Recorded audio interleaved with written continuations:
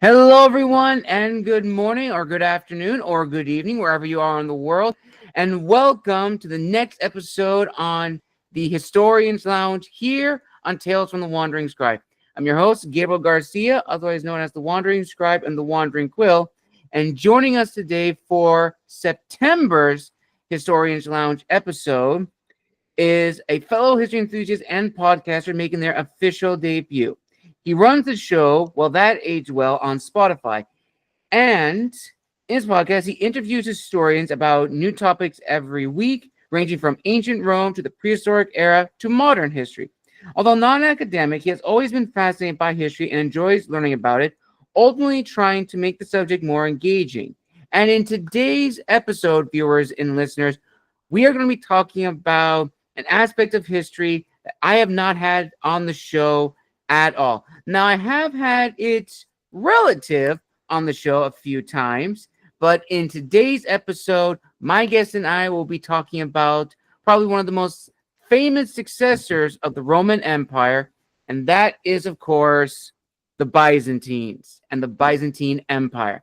So without further ado, let's give a huge round of applause to today's guest, historian and fellow podcaster, Erlend Hedegart. Erlend, welcome to the show. Thank you so much for having me. It's going to be great fun. Awesome, Erlend. Awesome. So before we dive into today's episode, is there anything you would like to add about your background and possibly about your podcast? Yeah, so you pretty much said everything in the description, in the introduction, right? So I try to make every episode a different. Like this week, when we are recording and releasing our two-part of Napoleon, and then we're gonna do something on Portugal in the next episode. So I try to keep it varied and try to make it interesting as possible, and try to keep a fun night and episode. And I've been doing this for 4 years now, so it's a great fun to do this, and I'm looking forward to this conversation as well. So I don't really have that much more to add other than that. Yeah. Awesome. Awesome. That's impressive, Erlend. That is amazing to hear. You and I are almost kind of around, almost the same in terms of how long we've been doing our podcast. You've been doing yours for 4. Yeah. I've been doing mine collectively, total 6-7 years from Spotify and YouTube, which is absolutely insane. And as I mentioned before, viewers and listeners, my guest and I will be talking about the Byzantines and the legacy of the Byzantine Empire. And while a lot of us may know about the Byzantines, there are probably some aspects that a lot of people don't know about it. So, Erlend, how about you get us into the zone, so to speak? Let's set the tone for the Byzantines and sort of why they are a very fascinating chapter, and not just world history, but also the legacy of Rome. You're right. So, it started with what fascinates me, most about the Eastern Byzantine. And we should probably start with that. They never called themselves Byzantine. They were still Romans. And modern historians are trying to retire the term Byzantine Empire, but because it's kind of a Renaissance idea of what they call the Eastern Romans, because they never called themselves Byzantines. So I'm going to call it that for simplification in this episode, but they just never called themselves that. They were Romans pretty much up until 1453, when they were taken down by Mehmed II in the siege of Constantinople. But what most fascinates me, is that they were actually a 1,000-year empire, and they one of the longest running empires in world history. And they started, in the time of Christianity, and they ended up in the time of gunpowder, pretty much into what we call the end of the medieval era. So you think about the span of that, and they inspired so many things. Like, I'm not sure we will talk about this later. They inspired how the Kievan Russians became Orthodox. They inspired the mosques of Islamic world. The Trojan Wars, for example, mention a few, and there are so many other. The Crusades began because of the Byzantines in the 11th, 12th century. So you have all these, and then you have the iconoclasts and the Eastern Orthodoxy that came from the Byzantines as well, and what eventually would, how they would call it, Second Rome, and then they would go to, what Russia would call Moscow, the third Rome. But so the amount of inspiration that came from the Eastern Roman Empire is tremendous, and I don't think we take that for granted. And also, when you look at the location of Constantinople, it's one of the most important cities in the world because it's in the middle of, between Eurasia and, Europe, Asia and Europe on the borderline there. So it's one of the most important trade routes, and that's made because people when they're crossing from Asia into Europe, they had to go through Constantinople as the fastest way. So that made them the Eastern Romans prosper, and it's so the inspiration and the legacy of the Byzantine Empire is huge, and I'm sure we will talk more about this in a few minutes, but that's just mentioning some of the aspects that the Byzantines, are known for. Absolutely. And I was going to touch on something that you brought up just early in the beginning, how the Byzantines themselves did not call them Byzantines. That was actually, to your point, that was a term given to them by other people to disassociate. And if I'm not mistaken, correct me if I'm wrong, Erlend, but it was actually a ploy used by Charlemagne and the Franks to disassociate, who was the true successor of Rome. And the term Holy Roman Empire, Holy Roman Emperor was given to Charlemagne because he wanted to be seen as the protector of Christendom. Although historically, the argument can be made in favor of the Eastern Roman Empire because they are the closest one to the ancient history of Rome, but they were not like the Western Empire. The Eastern Empire adopted its own identity, had more emphasis on Greek culture and philosophy, language, coinage, what have you. And to differentiate the other, they said, well, we will call them Byzantines because the city of Byzantium. And it's just so fascinating how that's kind of like the starting point to separate the Byzantines from the rest of Western Europe. Even though the Eastern Empire for a long time was a relic from the classical age. And as you pointed out, it was a 1,000-year empire. It was in the classical age, late antiquities, medieval period, and almost would have gone into the gunpowder era had it not been for the Ottomans sacking the city in 1453. I mean, gunpowders were already starting to come at that point, right? I mean, you had the cannons that, the basilica cannons so the gunpowder were already starting to take off as a product at the time, but they ended kind of in the era of gunpowder, which I find just tremendously fascinating. They have this era that lasted throughout the entire medieval world, which I find super fascinating. Yes, absolutely. Very, very true. And if you even look at the history of the Byzantines, I've always been fascinated by the rulers of the Byzantines and the Byzantine Empire, the Eastern Romans, because there are so many, and it's a real shame that the legacy of the rulers, you don't know much about. I mean, everyone knows about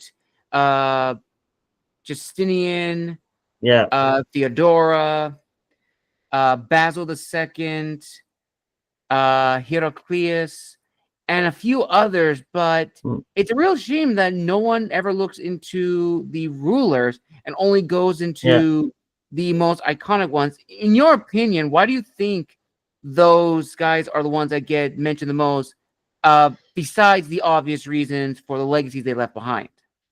I mean, they kind of said it there, right? Right on the tongue, hit it right on the tongue there, because I think that's what makes them so fascinating. Basil II, for example, the Bulgar Slayer. I mean, how cool is that to read about? Or Justinian, who almost reconquered the entire Roman Empire. And you also have the Alexius I Comnenus, who started the Crusade.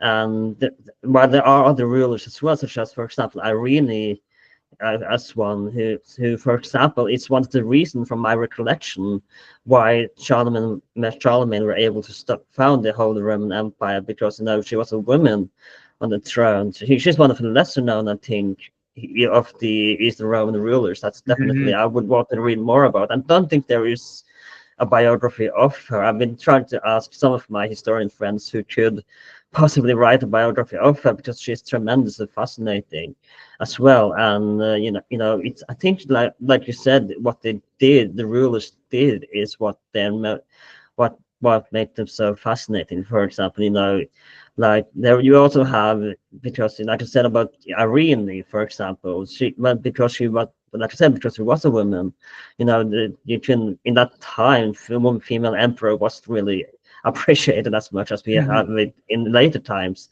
So Charlemagne, on those grounds, were able to found the Holy Roman Empire in the West, or as it, yeah, they didn't call it that at the time, but in that's part of the reason. There's also, when it comes to, I think it was Irene, or I think, I don't forget if it was Irene or Zoe.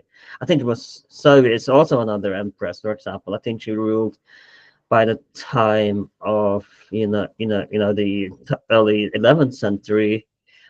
Do forgive me. She's also another fascinating Mhm. ruler that's definitely worth exploring. And when I kind of talk too much about her, there is an amusing story in Snorri Saga where Harald Hardrada, I think it was, came to Constantinople and were a Varangian guard at the time. There is a story there that she was so in love with him that she didn't want him to leave, and she tried to make him stay in Constantinople because she had this crush on him that made him, she wanted him to stay, but of course in the end he came back to Norway. But that's kind of a music story there. You also other rulers that is worth checking out, and this guy, there's a biography, and I had him on the podcast as well, and do forgive me, his name escaped me because it's a few years ago that don't forget his name. I will send it to you afterwards when I check Mhm. it out. But there's Justinian II, for example, who's mostly known for losing his nose, because the rule in the Byzantine Empire was that a cripple can't be the emperor of the empire. But the story goes that he put on a fake nose. Unfortunately, not a funny mustache, from what I know, but he put on a fake nose after he was banished for 10 years, and then he returned to Rome, and then he began to rule again. But of course, in the end, he was sacked a second time. And as well, from my recollection, I think that's also when we have the coin wars between in my I need to check out the facts there, but to see if I get the facts right. But I think there are those just some of the rulers that are also worth checking out. Of Definitely. there's just so many great ones, and also some terrible ones in there that are Yes. really fun to read about. And there are so much should get more attention than it deserves, in my opinion. Very I hope true. that answered Very. your question. Oh yeah, absolutely, Erlend, absolutely. And I'm going to take a few minutes to talk about Irene of Athens. And for people who have been on YouTube and know that name, you may have seen a lot of videos featuring her, as well as probably the biggest what if that almost would have happened in our own timeline. Mm. And that is, of course, the proposed marriage of Charlemagne and Irene of Yeah, Athens. yeah, And for those that know the history, at one point, Charlemagne's beloved daughter was proposed to marry Irene's son. And it almost would have happened. The only difference is, well, there are many differences that led to it. One being, of course, the Eastern Empire didn't want to get the Franks in because they were seen as the yeah, other. And most importantly, Charlemagne did not want to give up his beloved daughter. I mean, this was his daughter that yeah, he absolutely loved. But it's a very, very fascinating what if that would have gone through. You would have had the Eastern Empire's provinces from Egypt, a little bit of Syria, the Levant, and more, and Anatolia. Combine that with the Holy Roman Empire, it would have been the strongest empire that would have been. And another yeah, thing, too, viewers and listeners, is as Erlend said, Basil II, who is known as the Slayer. Now, for those who don't know, out of all of the Byzantine rulers at that time, probably one of the most famous houses and arguably the most dangerous house was the Macedonian dynasty. Hence, where Basil II comes from, and what he's most known for in his wars against the Macedonians and the Serbians and the Bulgarians and more. In one famous battle, he captured his enemies, blinded all of them, and sent them back home, making a very powerful statement, hence getting known as the Bulgar Slayer. It is probably one of the most intimidating power moves by any Byzantine Eastern Roman Empire ruler. However, the Eastern Romans also had their fair share of conflicts as well as almost potential collapse very early on, especially when we go into the medieval age. And Erlend, I would like to hear your thoughts Yeah. on that period of the Eastern Roman Empire's life, because there are a few instances where the Eastern Romans could have easily collapsed in the 1000s, possibly Yeah. even earlier.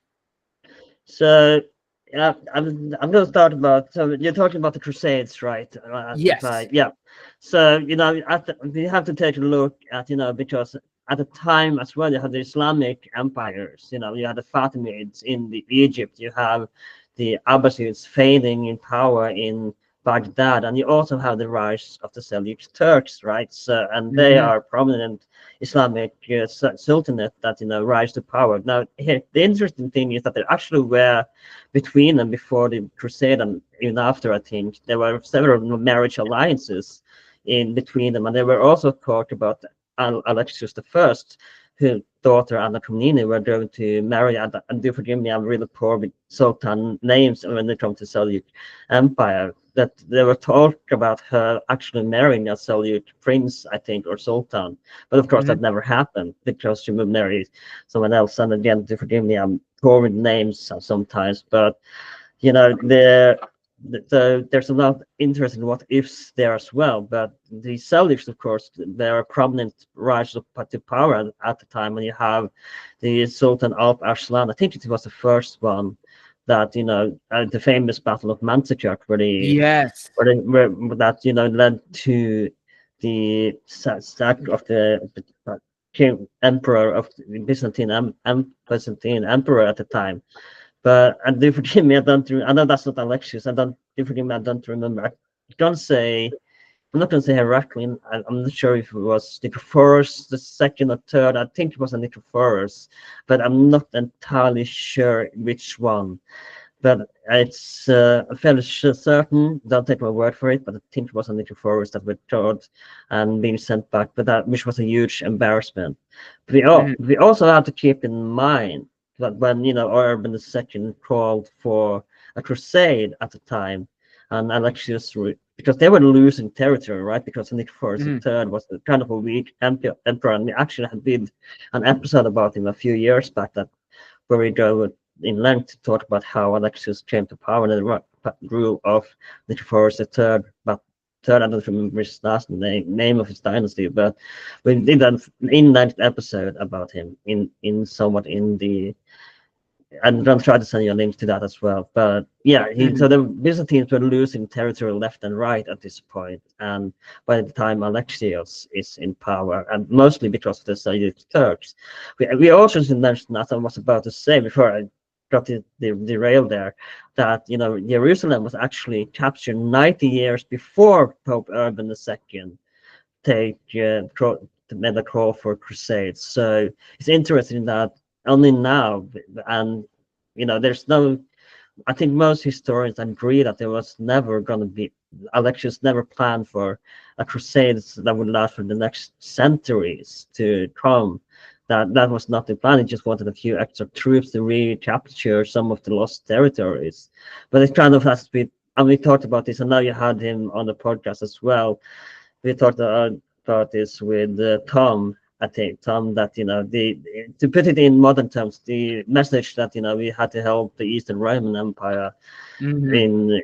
in regaining the territories kind of went viral, right? So And you know, you have the People's Crusade, and we're not going to go too much into what these different crusades and did not have that time, but there is, you know, there were thousands of people came to help into Byzantium. And here's the interesting thing as well about the Eastern Roman Empire is that because of the Crusades, we also get the first female historian of the Western world. There's a Chinese female historian that was even earlier than Anne, but you know, for the Western world, there we get the first Western female historian, in whom I mentioned earlier, Anna Komnene, who writes. And it's really worth checking out her biography of her father. I think Peter Frankopan actually did the recent translation of and I think Norman Cantor did one in the 60s as well.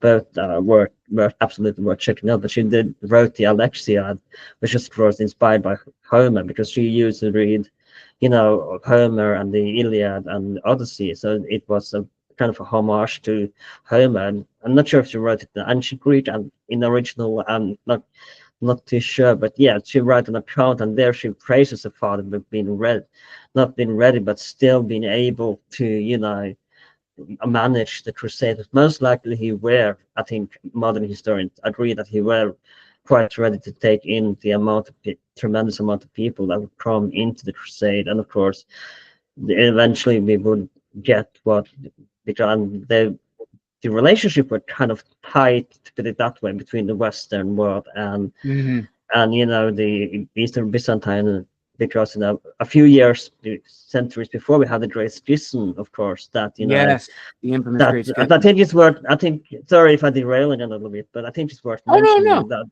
that's why, because why the relationship were a bit tight as well, because you know, what we should know about Orthodoxy is, of course, that they were iconoclast, ton of worship. You know, I'm not call it worship. Probably historians probably disagree with me there, but you know, the worship of paintings, and you know, almost saint to that I would call a paganisque, almost in a paganistic way, that you know, they were almost, you know, and the Catholic Church were against that, so that I'm not going to go into too much detail on the Great Schism, but they were disagreed, and this church kind of split. I think it was the 910th century this happened. So already we see the relationship between West and, you know, East kind of fainting, and this will become complicated even up to early modern times, that, you know, there's this little bit rivalry between the Eastern Romans and the Western world, you know, because they were called Greeks by the West, and then Franks by, you know, Franks by the Byzantines. But Alexius kind of wanted to heal the rift a little bit, and we're talking about healing the rift that happened because of the Great Schism between the emperor and the pope.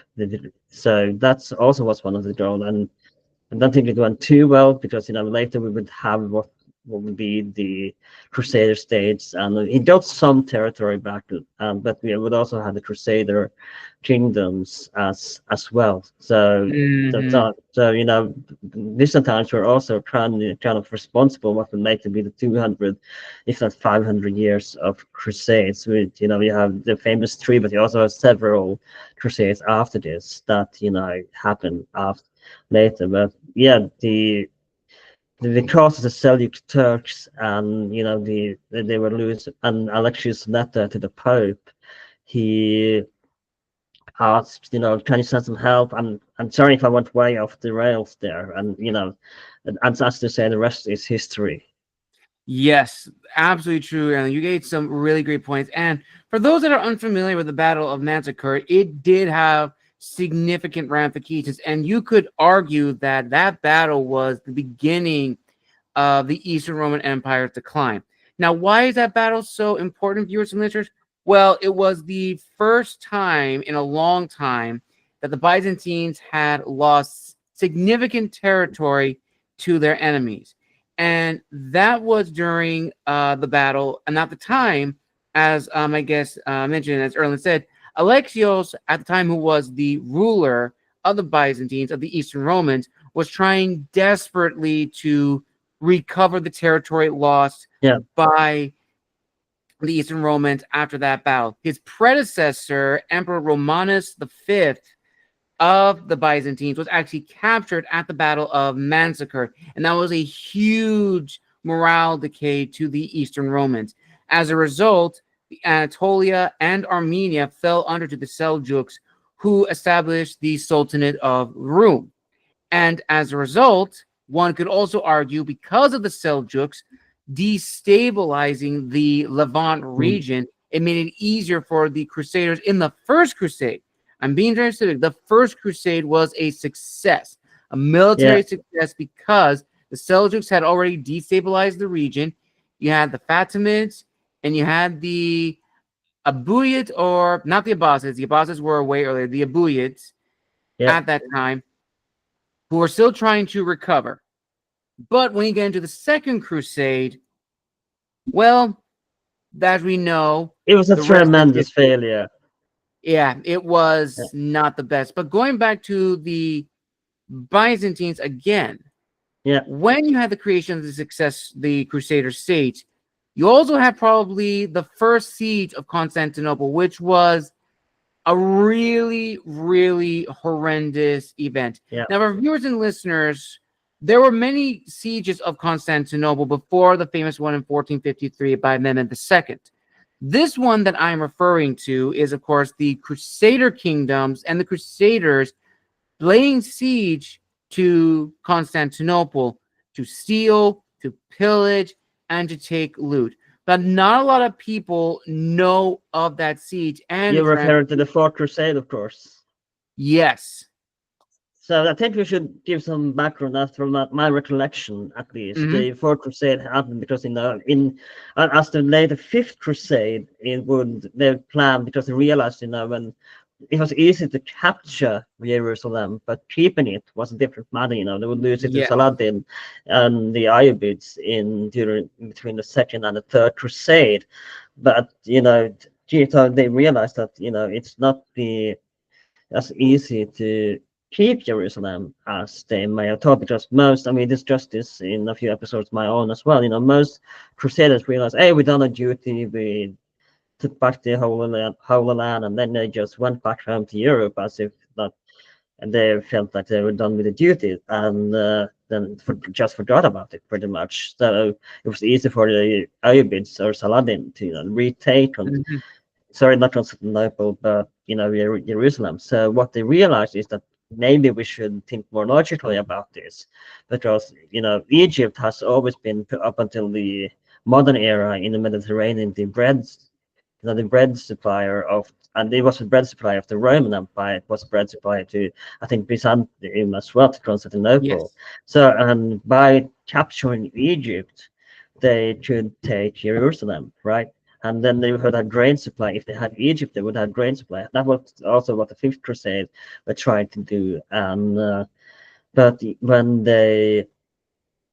so the Fourth Crusade, what was going to be the Fourth Crusade, the original idea were that they were going to take Egypt, then Jerusalem, and then they would have it would be easier in theory to keep Jerusalem away from the infidel Muslims, as they call them. I'm just using their terms. By the way, but yeah. So this did not necessarily, like you said, go to plan, because I think it was from Venice that they sailed ship, and they first went into Constantinople, where it was one Alexios. I'm not sure, and then I have to check it out. Do forgive me. Before I need to get the name right, just once. Alexius the Fifth Ducas, I think it was, Comnenus. I think it was Comnenus.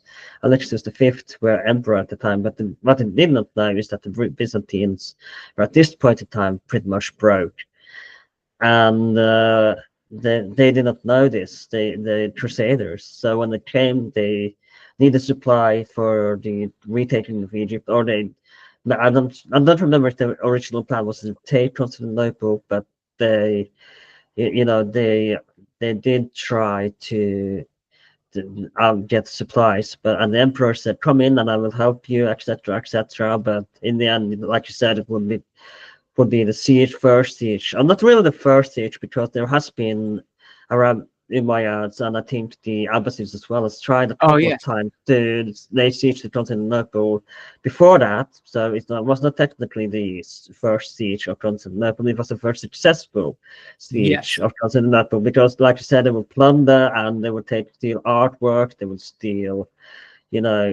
gold, everything of gold that you find, and it was a horrible siege that would end up.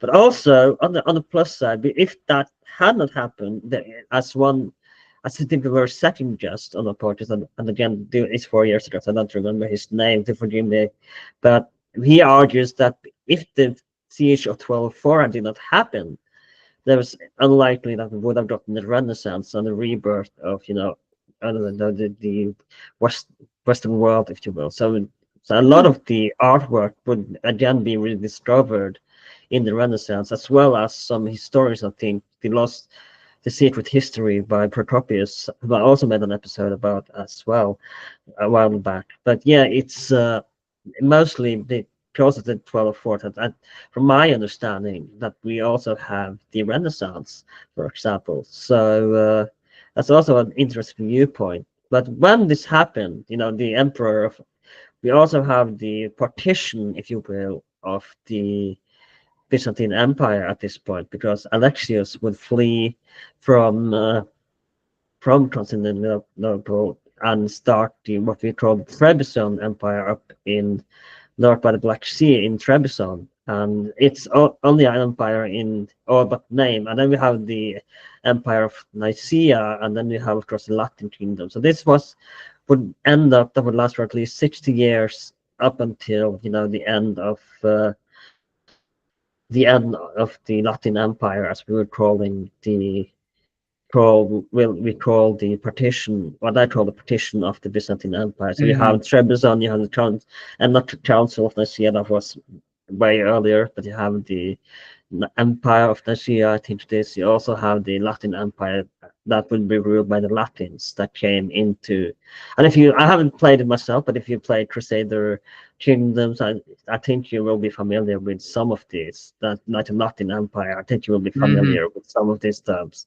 So yeah, for next 60 years, the Byzantine Empire from Constantinople at least would be ruled from the Latins in and the West.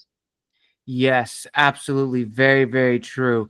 And before we go any further to the Yeah, lasting legacy, there is a little tangent I do want to bring about. It's something that you mentioned earlier on, which yeah, I think has gotten more popular and notoriety from the show Vikings on yeah. Netflix. I think it's like Vikings Ragnarok or Vikings.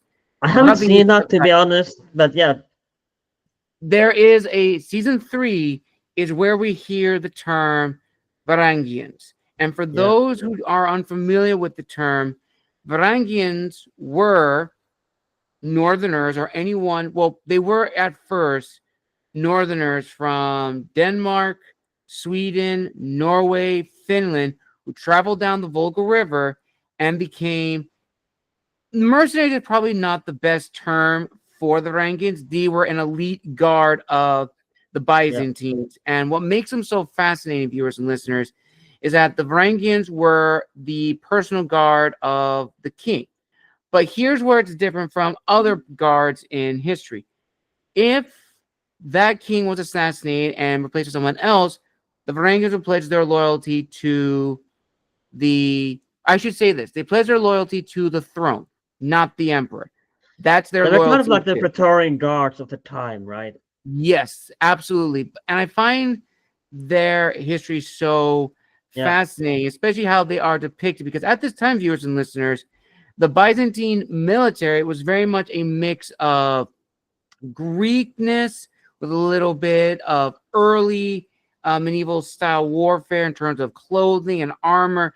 But the Varangians were very, very different in terms of weapons. They carried their bearded axes that they carried from the Scandinavian lands. They were much bigger in descriptions from the accounts of the time. They mm. were one of the most feared units in the Byzantine military. And I would just like to hear your thoughts on the legacy of the Varangian Guard and why they are so popular. I think it's mostly because they traveled so far, right? They came from all the way from Scandinavia to Mhm. Constantinople to work for, and they did not just weren't just guarded, traded as well, and that's also one of the speaking of legacy. That's also one of the reasons why Kiev and Rus came to existence, right? When they founded Kiev, because Mhm. of the kind of gas station, in to put it that way, or it's pause, or I don't have the right word in don't remember the right term right now, but they Kiev and Rus was traded as a kind of middle stop for on the way to, because they use the rivers from the Nordic Sea, Baltic Sea, to travel to Constantinople as well, and that's partly why German Rus came into existence, because of them writing its route into Scandinavia, sorry, Constantinople. But also one of the things that I find fascinating, and again, I have actually made an episode about the Varangian Guards, episode 28 or something, I think. So they are absolutely worth checking out. And it's I mentioned Harald Hardrada earlier, who also Mhm. was a Varangian Guard, and I think because he was working in Constantinople, and this, like I said earlier, was during Soviet, but one of the reasons he just rich, but they got rich by this, right? Not just from trade, but also from working as like guard and these Praetorian guards of the time. And when he came back to Norway, he all were able to kind of unite, become not unite, but become king of Norway, because these riches from the work he had done in, and what he got in pay for by the empress of Constantinople. And I mentioned, by the way, in the Crusade, I mentioned, I want to go back a little bit as well, because this is something I want to point out as well, because I mentioned that we should mention in the first Crusade there were no kings that went on crusade. But mostly noblemen and dukes and etc. that would later become kings of Jerusalem, etc., etc. But the first actual king to go on crusade that would later begin the legacy of such people such as Richard Lionheart or Barbarossa, for example, that would, or Phil, was it Louis or was it Philip? I think I it think was it was Louis. Louis. Yeah, I think it was Louis. I don't think it was nine. I think it was Louis seven. Wasn't it in during Yes. the 13th? I think it was Louis seven. That they, because he's the very reason that they began to go on crusades. Peter Josafar of Norway was the first king of to actually go on crusade. Though it was after the first crusade had finished. So he went and did some crusading in, or mostly pillaging, and what Vikings do in Al Andalusia in Islamic Spain. Then he went to Constantinople, where he met, I think it was Alexius Comnenus at the time. I'm not sure if it was his son, or I think it was Alexius. And then he went to the Holy Land, and he got a piece of the true cross, like most people did at the time. And there's actually in a Norwegian biography of Sigurd, the author did a DNA test of the true cross at what they call the true cross, and surprise, surprise, it wasn't really the true cross. It was just a piece of wood. But still, the idea that it's the true, that he got this that true cross is kind of significant. So Vikings in Constantinople has a lasting legacy of not just being Varangian, but also as crusade, even a lasting legacy in the Crusader history as well. That I think should definitely in time get more attention than it has, because I think their legacy is in tremendous important for the Byzantine history. Very true. Very true, Aaron. And we're almost near the end of this incredible Yeah, discussion. And we've talked about a lot of great things about the Byzantines, from their overall history, some of the famous rulers, some of the battles that have defined them and possibly set up their eventual collapse in the 1400s. Ultimately, Erlend, what do you think, as a fellow historian yeah. and student of history, what do you think we should probably take away from the Byzantines and their legacy? So I don't know how common this conception is by outside academia, or and again, I'm not an academic, but outside academia and those who read enough about the Eastern Romans. But from my understanding, this is an earlier conception that even modern later historians in the 60s and up until fairly recently has been believed that the Greeks were this lazy, no contributed nothing to society. And Cantor and Gibbon is, of course, one of the most famous historians to Hmm. have this view. I'm not sure if you read Cantor's book on medieval Europe or medieval history, but as you know, Gibbon hated the Byzantine, and this kind of became one of his legacies, that and again we see the hate relationship between West and the East, that they were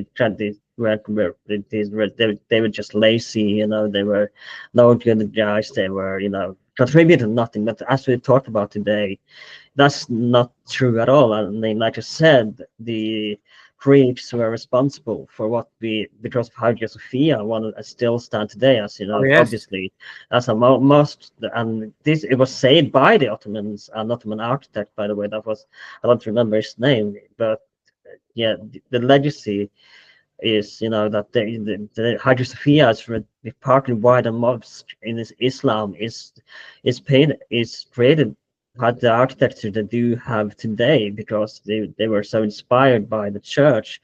And they started, because of the coins that they used in, for example, in the early years, were coming from the Byzantines, and they started, reusing those into their own Islamic coins. And we have like I said, the Crusades, one of the legacies.